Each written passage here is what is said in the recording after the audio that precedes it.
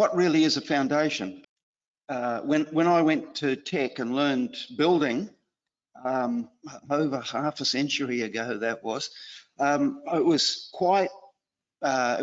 made quite clear that the foundations weren't things like, not the woodwork underneath, which people often say, oh, I've seen the foundations of a building. Not that. It's not the footings, the concrete strips that the walls get built on, bricks or concrete blocks or something. It's not the concrete slab that your house goes on. It's everything that is underneath all of that. It's solid ground. It's what's below everything that somebody builds. It's sometimes called bedrock. And often we have to dig well down to bedrock. A landmark you might recognise, the Mangere Bridge in South Auckland. Some of the piers, or a lot of the piers that support that, went down 50 metres, and that's below sea level, below the harbour floor. An engineer told me that a couple of them went down almost 90 metres. So that's a long way down. So we've got to get down to bedrock.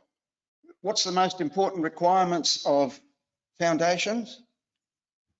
It's got to be strong, it's got to be solid and immovable. You don't want something, you don't want to build on jelly. It doesn't work. What happens if you don't? Picture's a little bit out with the, anyway. So one guy says, I saved the company money, I didn't go all the way down. And this one says, so who's ever going to find out?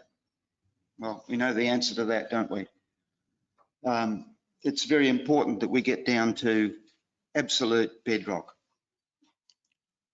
Now, a foundation doesn't have to be only about a building.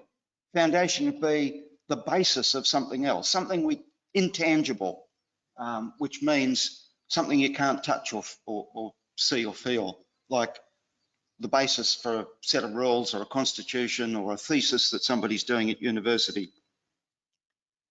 But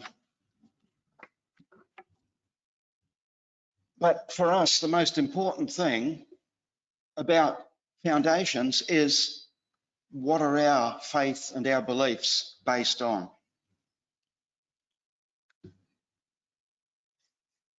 Jesus was having a conversation with Peter, and he said, on this rock I will build my church, and the gates of hell will not prevail against it or not overcome it. Now you think, well, that's going to be pretty strong. What was he talking about? A lovely, strong, flash building made out of stone, you know, this thick, with all the bells and whistles. No, he wasn't. He was talking about something else. We're all here today in this building, and there's buildings all around the world where brothers and sisters are meeting together. Actually, some of them meet in fear, in secret, but we're meeting online, whatever. We're doing that because of the foundation that was built, or the foundation on which everything else was built, rock solid. When Jesus said, I'm going to build on this rock, that word is Petra, some of us may know. It means the bottom, the foundation, something immovable.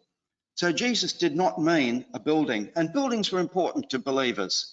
And the disciples were distressed when they heard that the temple was going to be smashed down. But Jesus was talking about something different. We know that the foundation of everything that we believe in and the whole issue of salvation for the world is built on something strong and immovable. And Peter identified, just before what Jesus said to Peter, Peter identified what that foundation was. He said,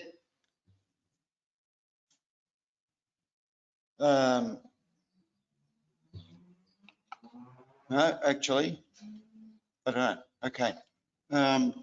Peter had said, You are the Christ, the Son of the living God. You are the Christ, the Son of the living God. That is the foundation on which all our faith is built. Our faith is built on the foundation of the apostles and prophets, Jesus Christ himself being the chief cornerstone.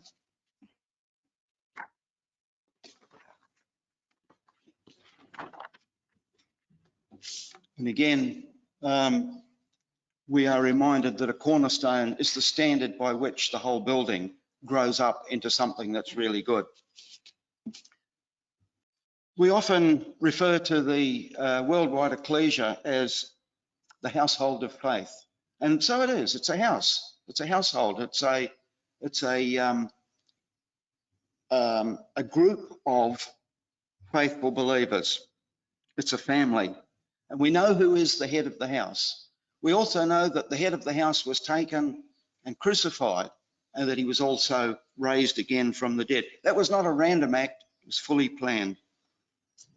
But Paul tells us that Jesus was delivered to death for our sins and raised to life for our justification.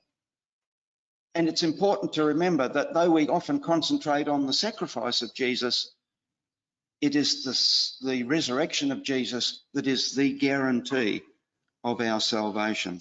Now, there's a wonderful parable that occurred at the time of the resurrection of Jesus. If we fast forward 2,000 years, as we keep in mind, first of all, I'll go back to the resurrection of Jesus. Remember, Mary was trying to find Jesus and the tomb was empty and she was devastated. Where has he gone?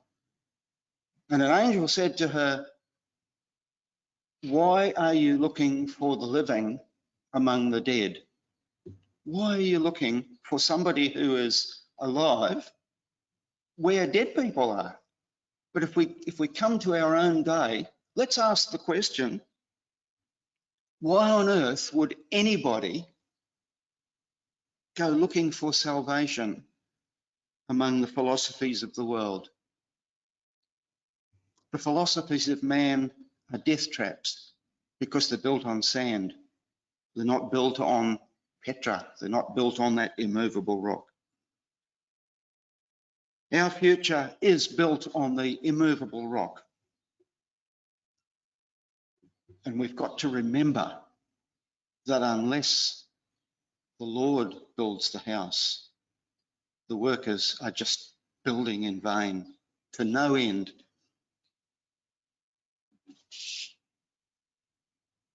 Our future is built on Jesus Christ, the foundation, and it's done through the grace and mercy of the eternal God. And so we can join in with the faithful of all ages, and particularly we're reminded in Hebrews 11 of the faithful people there who died. They didn't get what they were expecting because they knew it was in the future. And we can join with them when we think of what was said of the faithful, that they looked for a city that had foundations, whose builder and maker is God.